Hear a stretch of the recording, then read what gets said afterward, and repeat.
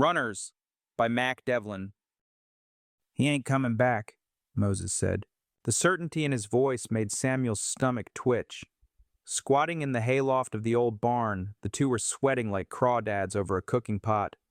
Whole place smelled of cat piss. They'd been hiding there for 2 days, and Samuel had seen no sign of a cat. Maybe it too was hiding and waiting. He ain't coming back, Moses said again. At 14, Samuel was 2 years younger than Moses, but his brother often looked to him for reassurance. Ever since getting kicked in the head by a mule a few years earlier, Moses had been jumpy. Samuel couldn't blame him. He'd nearly died. Mama said she didn't think he would ever be right again. He's coming back, Samuel said. They'd found the old barn in the middle of the night. It had been so dark that Moses had walked straight into the outside wall. It was also set far back in the woods, away from anything resembling civilization. Vines and ivy had grown up around it. Probably someone had tried to make a start out here, but the wilderness had proved too unaccommodating. Samuel thought back on their journey so far. They hadn't planned to run. In the end, they'd really had no choice. That new driver had hated Moses with a fire and took to beating him once a day. Daddy would tend the wounds, telling Moses to keep his head down. Moses had always been one to keep his head down. Didn't matter to the driver. He'd decided that there was just something he didn't like about Moses. Some folks were like that, was no rhyme or reason to their hatred. Samuel guessed that Daddy had just gotten tired of seeing his boy in pain, so he'd struck the man a fierce blow. Wasn't that he was intending to kill him? Just happened. They'd left out with nothing but the shirts on their backs.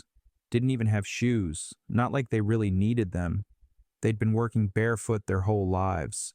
Samuel recalled the sound of Daddy walking around the quarters, his hard, calloused feet slamming against the floorboards like hammers. 3 days running without rest, the three of them had started to feel the fatigue. They'd been drinking water from streams and creeks, but water wasn't enough to sustain someone on the run. They'd needed food. So when they'd found the old barn, Daddy had helped them up into the hayloft and told them to wait there while he went for supplies. I ain't saying he would leave us, Moses said. He ain't coming back 'cause he's dead.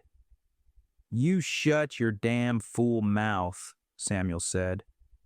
His brother shrank into himself. A small amount of shame washed over Samuel. Moses wasn't a damn fool, far from it. He had a keen understanding of most everything, and was able to pick up new tasks with a level of ease that Samuel envied. Moses had always brought in the biggest hauls when he had worked the fields, and had quickly learned how to tend and shod horses when the master had moved him to the stables. Samuel, on the other hand, only brought in yields enough to satisfy the drivers, and didn't have any skills beyond picking and singing. Mama once told him he had the voice of an angel. Samuel didn't agree. The angels were resounding. His voice was low and soft. Something moved in the shadows of the old barn. Moses clutched his eyes shut and began muttering something that Samuel suspected was a prayer. Crawling to the edge of the hayloft, Samuel looked down over the side. The darkness below was so pervasive he couldn't make out much of anything. He heard the sound again, a little louder this time, feet shuffling through dried leaves. God be merciful, Moses said. Samuel kicked his brother in the thigh, gave him a hard look. Moses probably couldn't see the look. The kick was enough to shut him up. Boys! A quiet, pained voice spoke from the darkness. Moses scrambled to the edge of the hayloft, pushing in close beside his brother.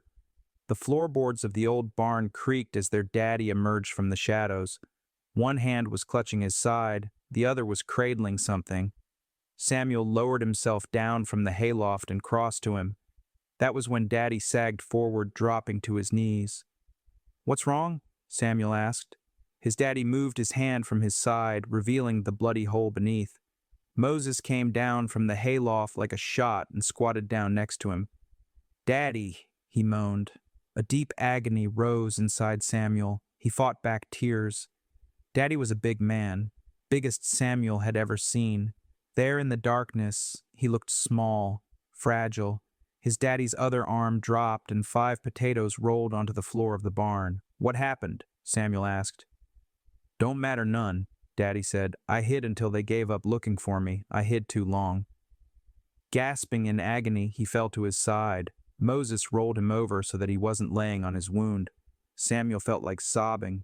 The urge was there, yet the tears never came. You keep going, his daddy said. Keep going. Then he closed his eyes. He fell into a sleep from which he would never wake. Samuel gathered up the potatoes and went looking for a spot to cook them up. Raw potatoes would make you awful sick. There was a chance someone would see the smoke from the cooking fire, but it was a chance they had to take. What we gonna do? Moses whimpered. We gonna eat, Samuel said.